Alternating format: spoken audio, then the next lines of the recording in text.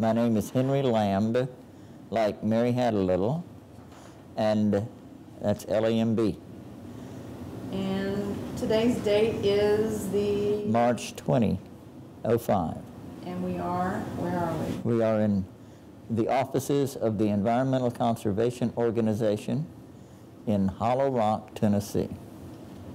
And it is a beautiful day.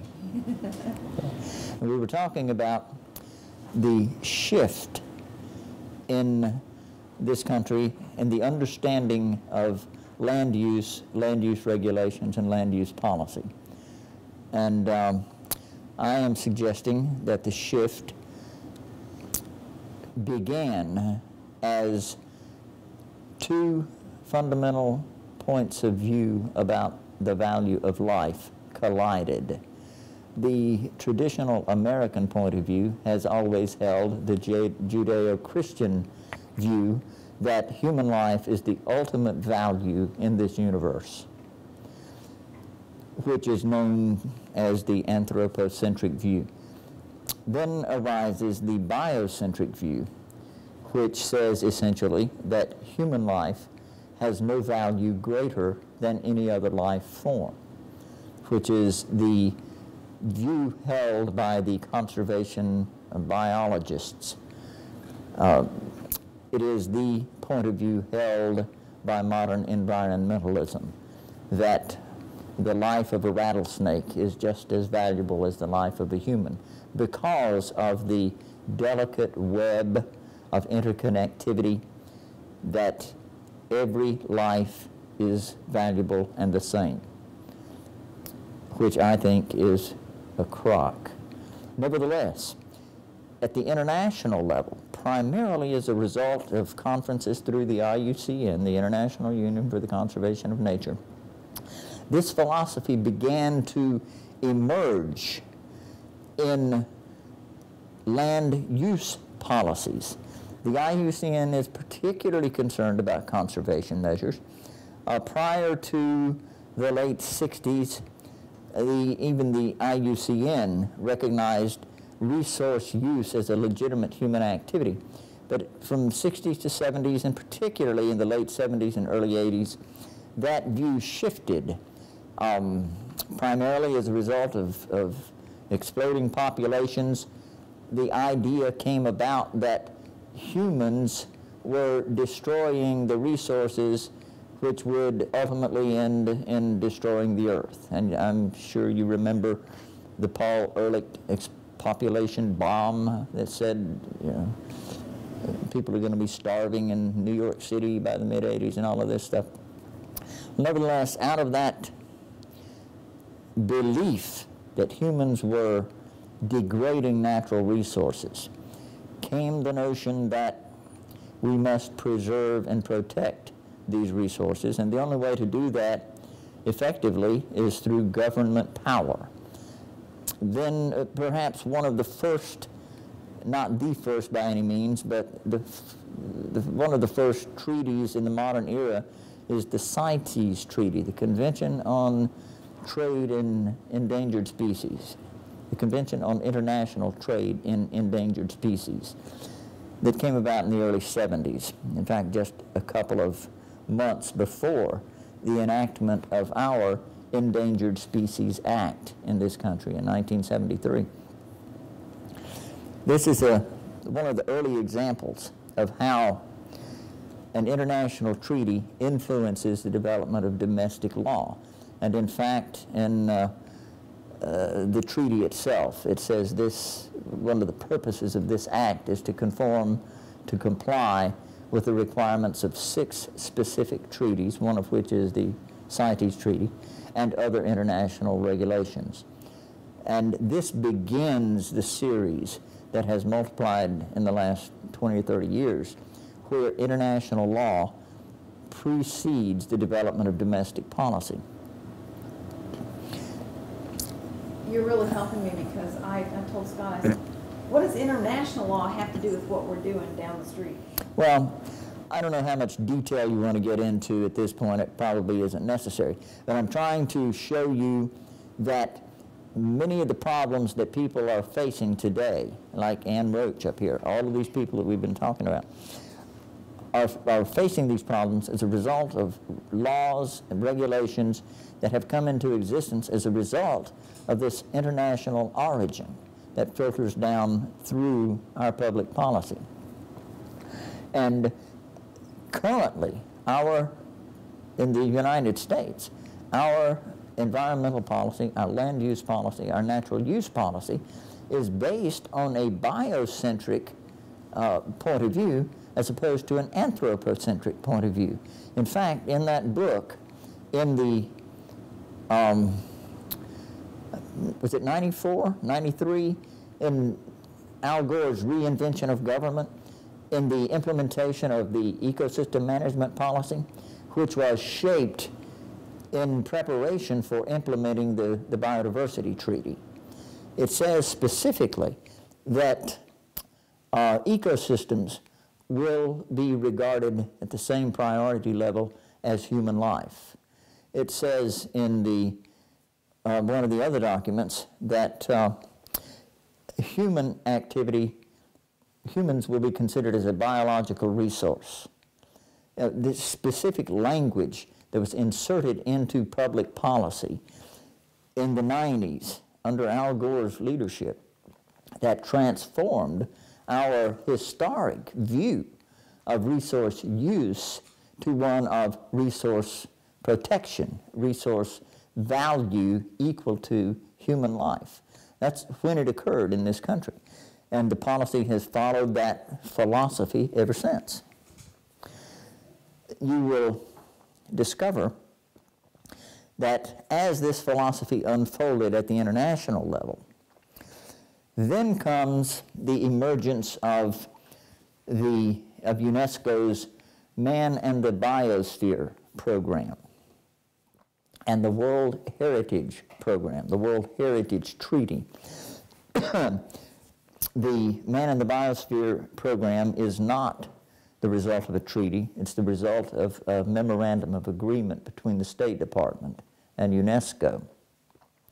But its goal is to transform land use around the globe, setting aside vast tracts of land as wilderness to be preserved in its pristine condition beyond the boundaries and use of human activity, to be used for nothing more than research and in some occasions walking through for recreational purposes at the discretion of government.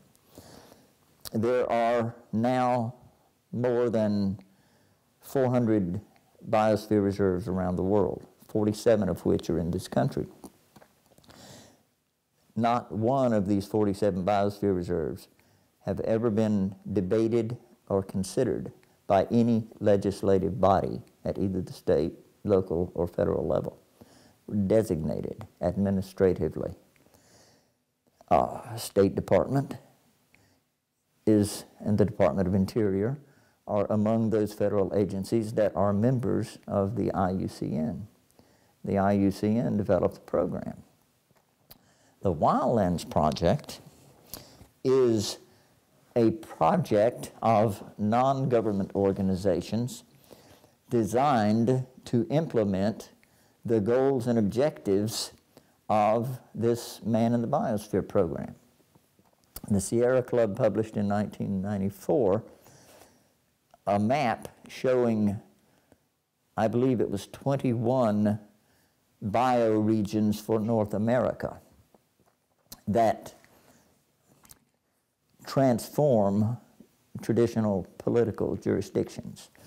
The ultimate concept is to transform management of land use and people, not according to political jurisdictions, state and county lines, but according to watersheds, ecosystems, and ultimately bioregions.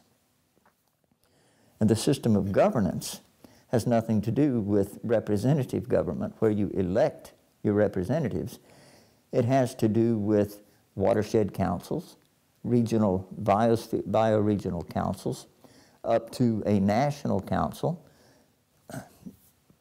that represent the people before the General Assembly. This is a whole different form of government that is proposed in the implementation of this land use strategy. And we are in the midst of implementing it. The Wildlands Project was conceived by Dave Foreman and Dr. Reed Noss, among others, but it was first published in 1992 in a special publication called Wild Earth, published by the Cenozoic Society, headed by Dave Foreman. The Wildlands Project says explicitly that at least half the land area in North America must be preserved as wilderness, providing that most of the balance is managed for conservation objectives by the government.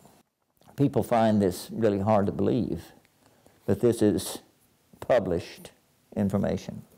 I mean, this is not theory, this is published. And I have a copy of that 92 document.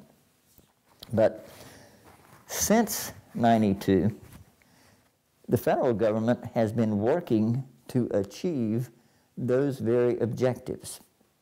The Wildlands Project envisions core wilderness areas, which ironically correspond to the core wilderness areas in the Man in the Biosphere program and the 47 existing biosphere reserves. These wildland preserves are to be interconnected with corridors of wilderness for wildlife migration. Then these wilderness cores and corridors are to be surrounded by buffer zones that are to have limited human activity, managed for conservation objectives. And these buffer zones are to be surrounded by zones of cooperation, where the purpose is to restore and to rehabilitate fragmented forested areas, which means moving people off of land to continually expand outward the wilderness areas and the buffer zones. An example is the Southern Appalachian Biosphere Reserve was designated first in the late 70s as 517,000 acres of the Smoky Mountain National Park.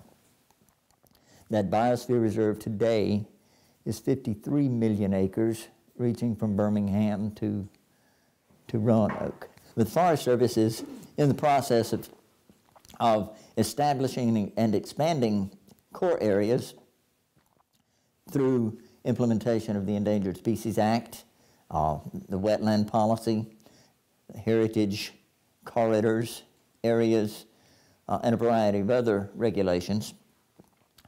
And if you talk to any one of these agencies, they will deny any relationship at all to the Wildlands Project. But it really doesn't matter, because the end result of what they're doing is creating the picture that was designed and described in the Wildlands Project. So we are getting there, and this, of course, is being advanced by the variety of environmental organizations, particularly the Sierra Club, Nature Conservancy, National Wildlife Association, and many others. So, what was their purported goal of all of this, and where are the people supposed to go? Into sustainable communities. That's Agenda 21. You move the people off the rural countryside and put them in sustainable communities. And that is another whole program. But it is the opposite side of the Wildlands Project. The two sides of sustainable development, sustainability, Agenda 21, is to get people off the land into urban areas and preserve the countryside, the wildlife, and use as buffer zones, the areas around the urban areas, to develop what is needed to sustain these sustainable communities. But you have to understand that what has been deemed sustainable is vastly different from the standard of living we in America have come to expect. Maurice Strong, who headed the 1992 Earth Summit, said at that summit that certain patterns, lifestyle patterns, are not sustainable, among which are single-family housing, air conditioning, fast foods, and a variety of other things that we take for granted in this country. I'm not kidding you. Don't look at me like I'm lying. But this is information that, you know, Joe Sixpack never heard of and wouldn't believe if you told him. Well, this obviously is not a transformation that's going to take place in a hurry. And the people who are promoting this agenda understand that. They have no timetable. It's not a matter of speed, it's a matter of thoroughness.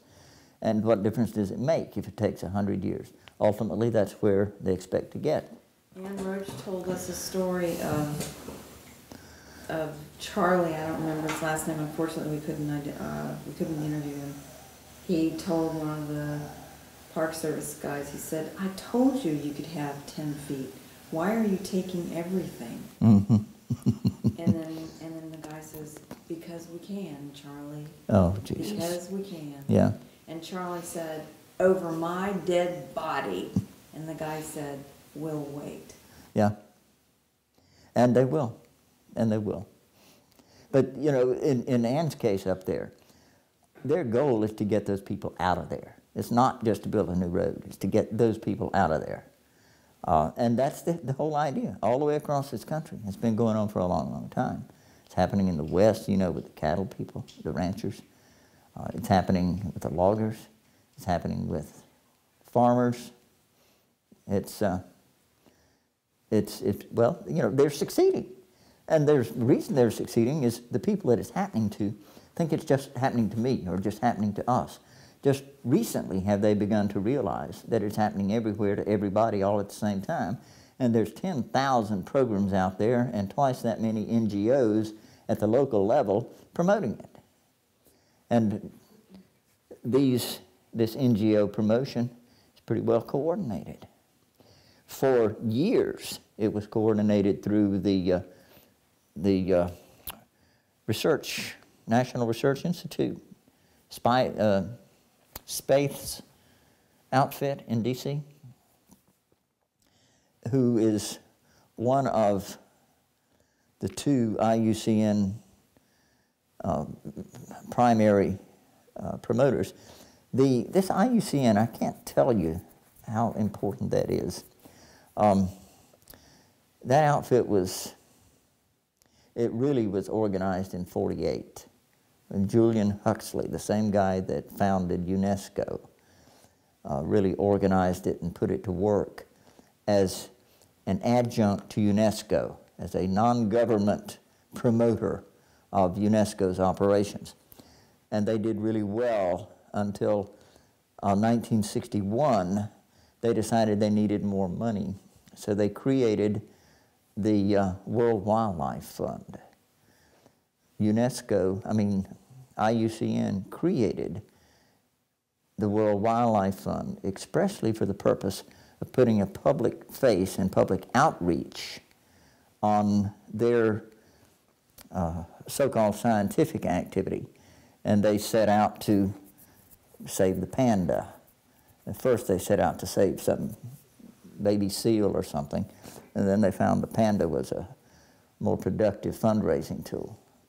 And then in 1972, they decided that they needed more scientific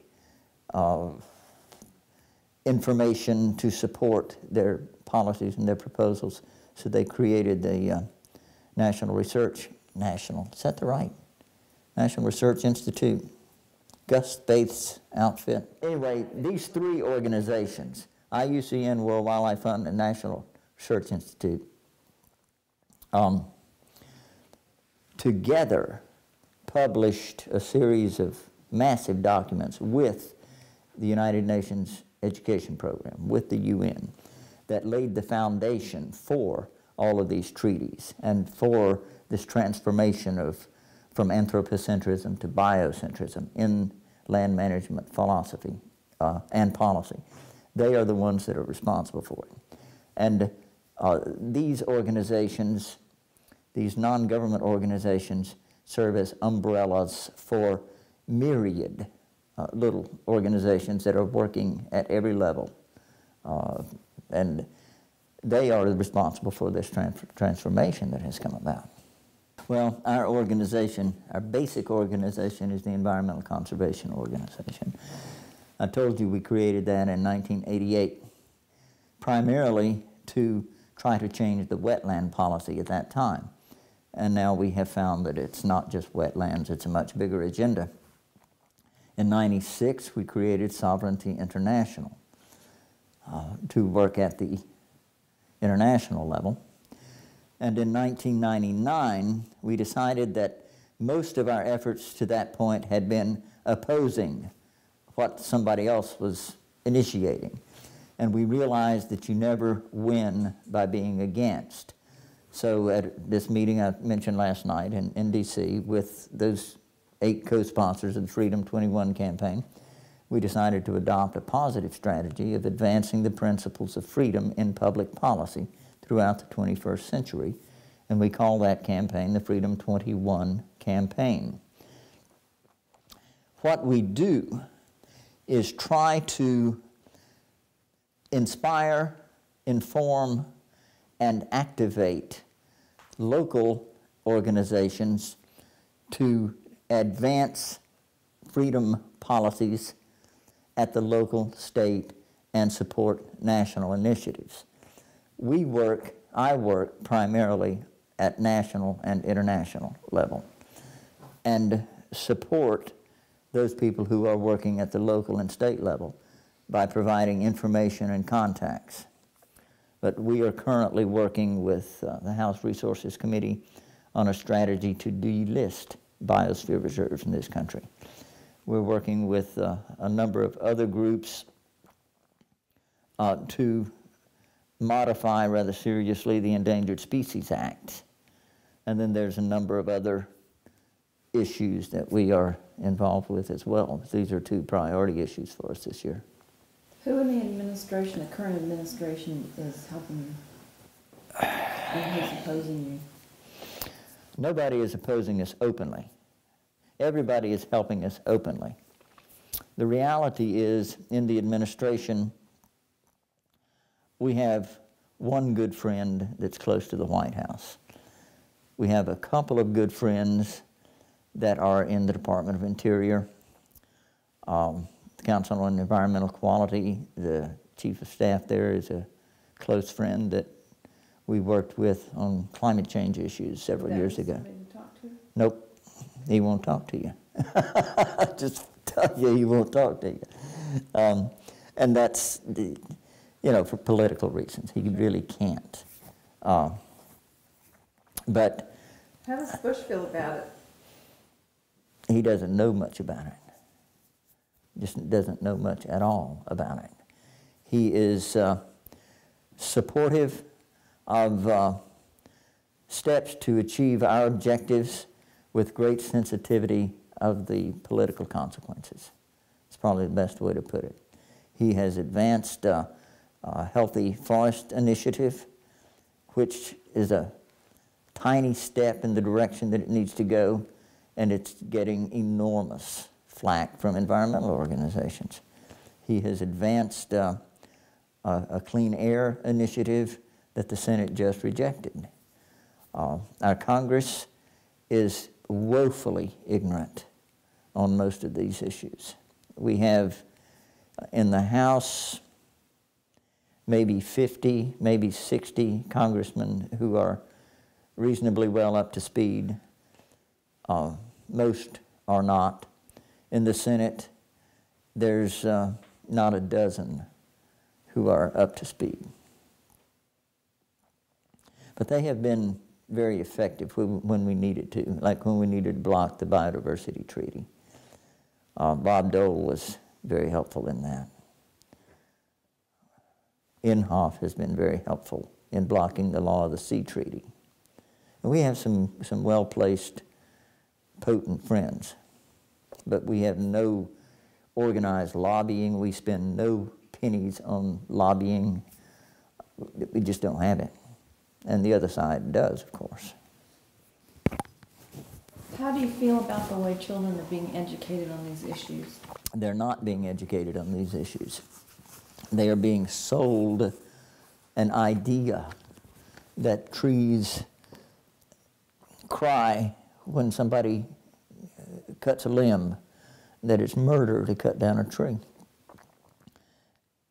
And they're not being educated, they're being brainwashed. They are being sold, and in fact, most of the education program is designed especially to instill a new set of values, a new set of attitudes, and not to educate.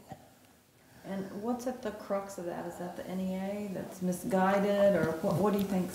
Well, it certainly is the NEA, and they have been leaders in transforming curriculum for years. In fact, that little book that she just put out there, the Bob Hillman book, if you have a chance to read that, that will be an eye-opener in the role of the NEA and the international community and the interplay.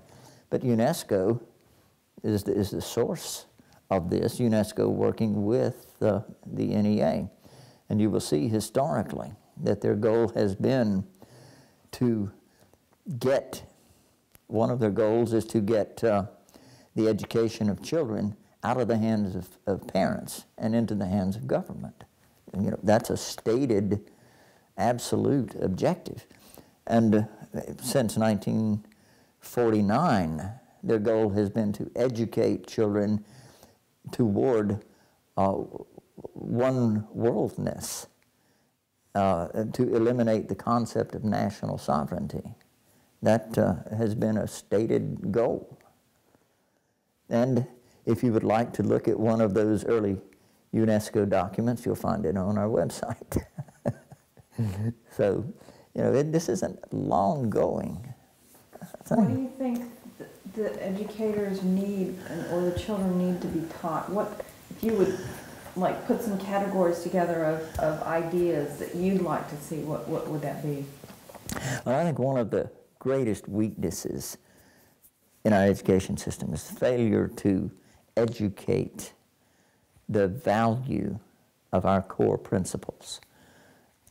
Individual freedom, individual responsibility, private property rights as the foundation of capitalism, what it is, why it is better than socialism or other forms. Even as bad as it is, it's better than anything that has been discovered. We don't teach any of that. Even when I was in school, we learned the structure of government, but we didn't really learn the why of that structure, how this structure developed. It was the result of the failure of other systems that creative people came together and created a better way to achieve a better outcome. And it is that better outcome that we have lost sight of. And people are far, far too willing to let government take care of us, to let government set the standards,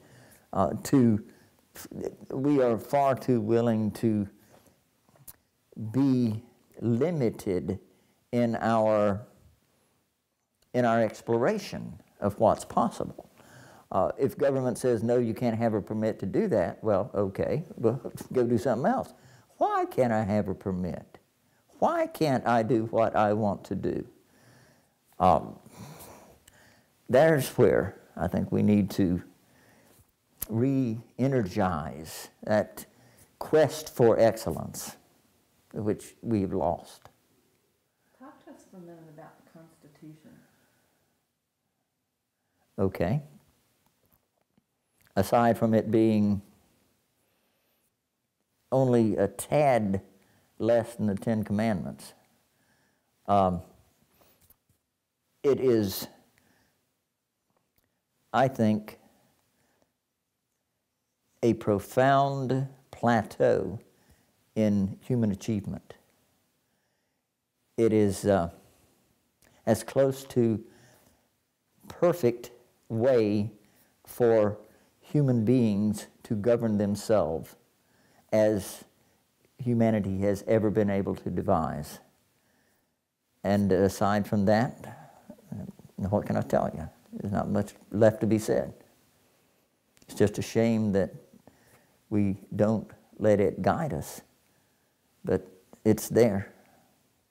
I think the greatest genius of the Constitution, aside from representative government, is the balance of powers. And thanks to Madison, the interplay between, in Congress, for ideas to collide and be honed through that debate and ultimately refined and decided by the majority, I think is the genius of our system. And sadly, that is just the opposite from the decision-making procedure prescribed by the UN Agenda 21 policy. The decision-making procedure prescribed through Agenda 21 and the UN global governance philosophy is consensus building. You don't let conflicting ideas collide. You eliminate conflicting ideas and build consensus, which is nothing short of tyranny. And that's what the consensus process is all about, to eliminate conflicting ideas. There's a difference between Agenda 21 and treaties. Agenda 21 is not a treaty. It's what's called a soft law policy document. It is just a set of recommendations for subscribing nations to strive to achieve. Agenda 21 was signed, I think, by 179 nations in Rio, but that's not legally binding. Treaties, however, are legally binding. And the policy document is first, then comes the treaties that codify some segment of that policy document into binding law, such as the Framework Convention on Climate Change, which in itself was voluntary, but the Kyoto Protocol is legally binding. Then comes the Convention on Biological Diversity, which is legally binding, but not ratified by the United States. The power of a treaty is not standard. A treaty can be either self-executing or non-self-executing. If it is non-self-executing, then the Congress must pass a law to implement those provisions. A treaty that is self-executing is, according to the Constitution, becomes a part of the law of the land. A non-self-executing treaty, however, does not become the law of the land until it is made executable by statute, by congressional action. They do far more than the Congress approves. Congress enacts a law, and most of the agencies feel compelled to use that law to the maximum extent to expand their power base. And they do that through the promulgation of rules.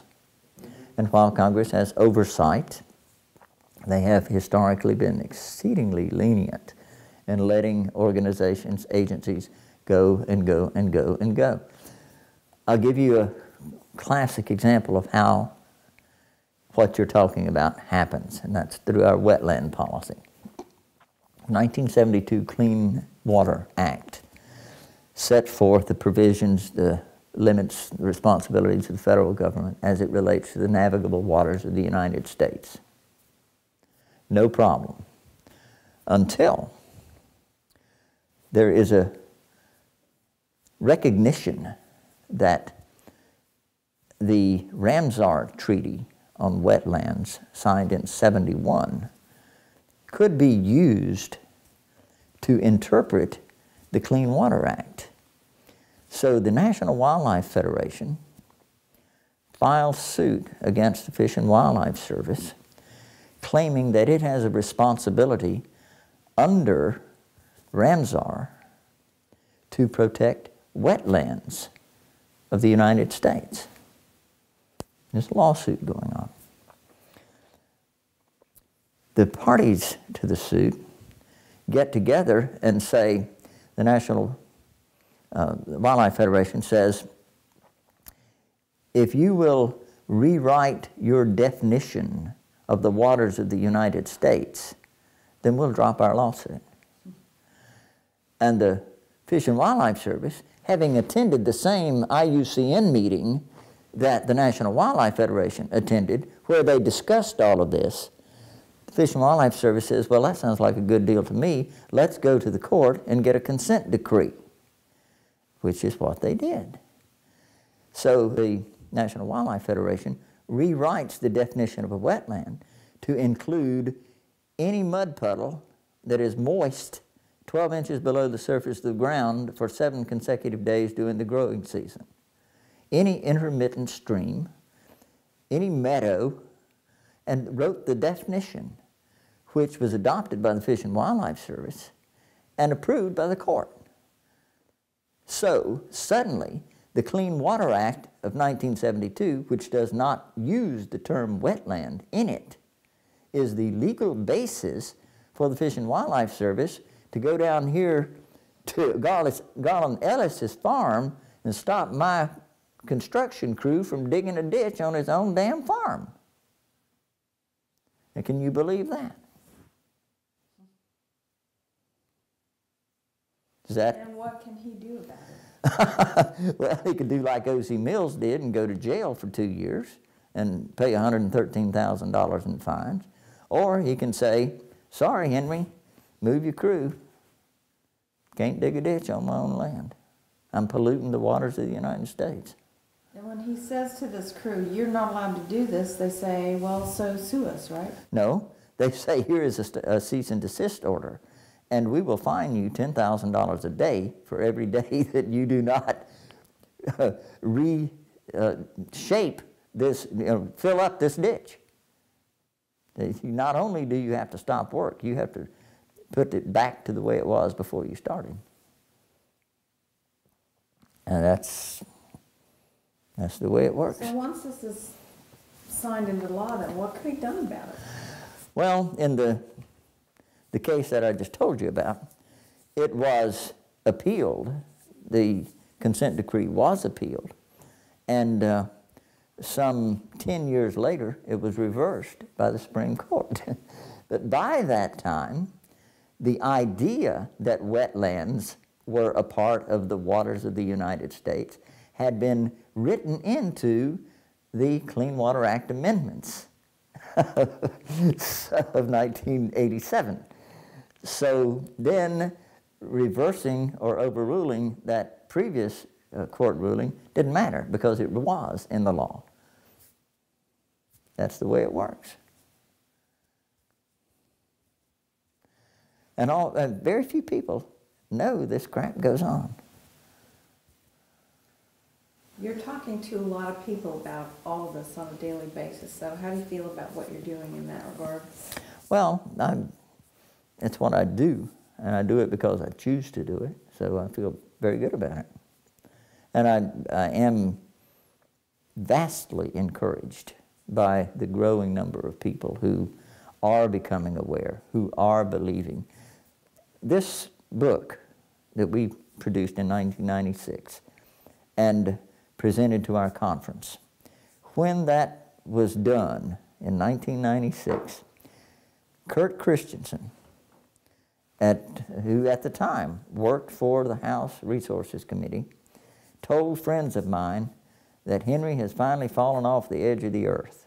He said, this UN business, he said, that's going to ruin him. He has since helped us shape a bill called the American Land Sovereignty Protection Act, introduced by Don Young in 2 separate conferences, calling for essentially the elimination of these biosphere reserves. He has had to back up and apologize. He is fully on board. He is coordinating our effort to delist. So I've seen a lot of change in attitude by a lot of people in the last 10 years. This is the Global Environmentalism Agenda 21's Impact on America, a conference workbook for the attendees at the 1996 Conference on the Global Environmental Agenda. It's a 571-page workbook divided into 8 divisions dealing with the biological diversity, the World Heritage Treaty, biosphere reserves, ecosystem management, wildlands project, the Convention on Desertification, a case study in great detail of the Yellowstone National Park, and the UNESCO's role in it, and the President's Council on Sustainable Development. And how many have happened since then? How many conferences? We had one in, this one was in 96, we did one in 98, and then 2000, and every year since. And how many people attend that now? We had about just over 300 at our last one in Reno. And when's the next one? July 14th in Reno at the Nugget Hotel. And you need to be there. Talk to me about you as a person and where you come from and how you got involved in all of this. Come from North Carolina by way of Florida. I taught school in North Carolina, the mountains of North Carolina, for 3 years. Went to Florida and was a legislative analyst for the Hillsborough County Commission. And it was in 1976, after fighting 4 years to prevent the state legislature from adopting a statewide comprehensive planning act. The day that they adopted that bill, I was in Tallahassee, and I called Irene and said, put our house on the market, we're moving. And from that point, we drove across the Southeast 3 different trips to find the place that we wanted to live. We found this area of West Tennessee. We liked it. We chose this place. We didn't know a soul in Tennessee, but we found a place that we could buy, and we bought it. And we've lived here ever since, with the exception of 8 years that we spent in Chicago, where I wound up. After beginning the battle here in Tennessee against the wetland policy, I started creating a state organization of contractors, only to discover that there was already a national association of contractors who called me up one day and then came down to see me to ask me to become their executive vice president of the National Association, which I did. And while there, I saw that even that trade association with 5,000 contractor members across the country had no clout in Washington. I called a meeting February 17th, 1988 of Home Builders Association, the American Realtors Association, and Farm Bureau, and 17 other organizations to meet in Chicago to figure out how we could combine our efforts to change this wetland policy. And it was out of that meeting that the Environmental Conservation Organization grew. We started as a coalition of various organizations. We formalized it in 1990. It was chartered. We moved to Tennessee in 93 because I was running the trade association and the nonprofit organization, and I could not do both. And I chose to come here and do this and leave the job that had a salary attached. So we came down here, and the first several years were very, very painful. Very painful. What was your, if you could have stated your main goal back then, what was it? I think at that time, our biggest, well, initially, our vision was simply wetlands policy. To change the wetland policy to prevent the federal government from dictating how a private owner could or could not use his own land. And I discovered that wetlands was just the tip of the iceberg. And then, you know, the goal has then expanded accordingly. goal now? Our goal is to advance the principles of freedom in public policy at every level of government.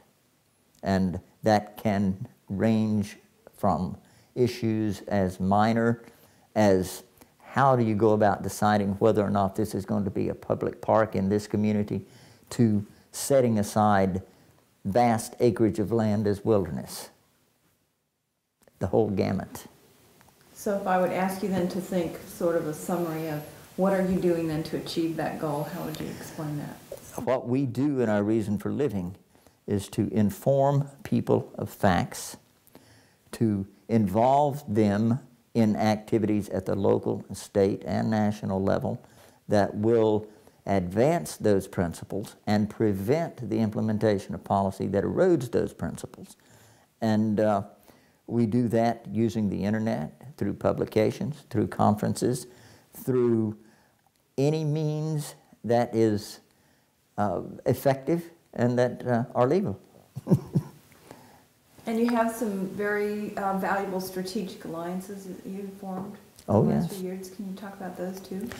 Well, the alliances that we have formed, for the most part, are informal and temporary, such as the Grassroots ESA Coalition, where as many as 50 or 100 organizations who share our common goals as it relates to changing the Endangered Species Act, come together and collectively develop a strategy, collectively coordinate our tactics, and try to achieve a common objective.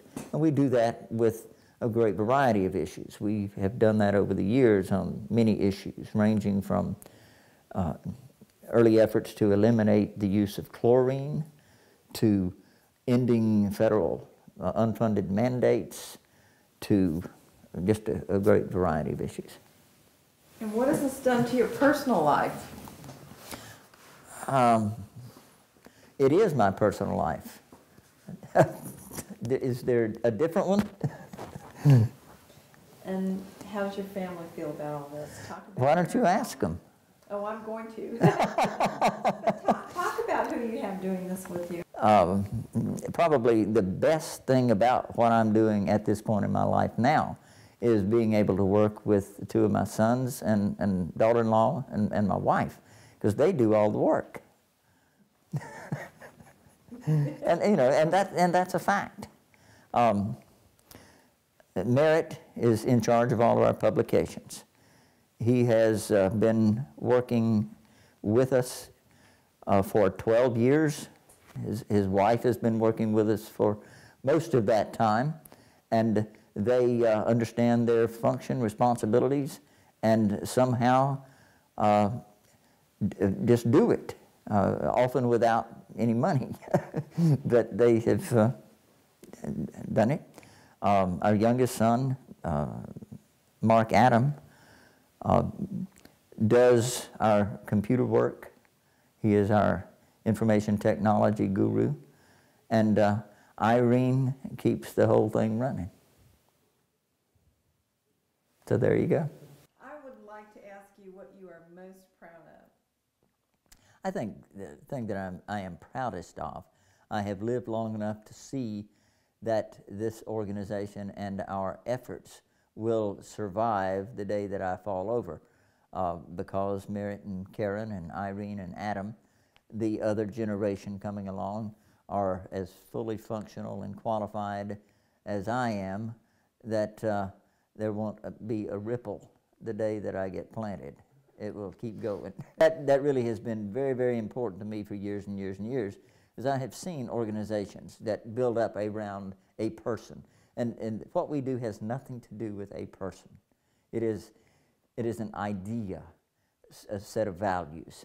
And these people obviously share it, because they're certainly not getting rich doing what we're doing. They're doing it because, they feel like it's important to do. And they know that if they don't keep doing it, I'll come out of the ground and raise hell. Do you have something that you still want to accomplish that you're aiming for? Oh, yeah.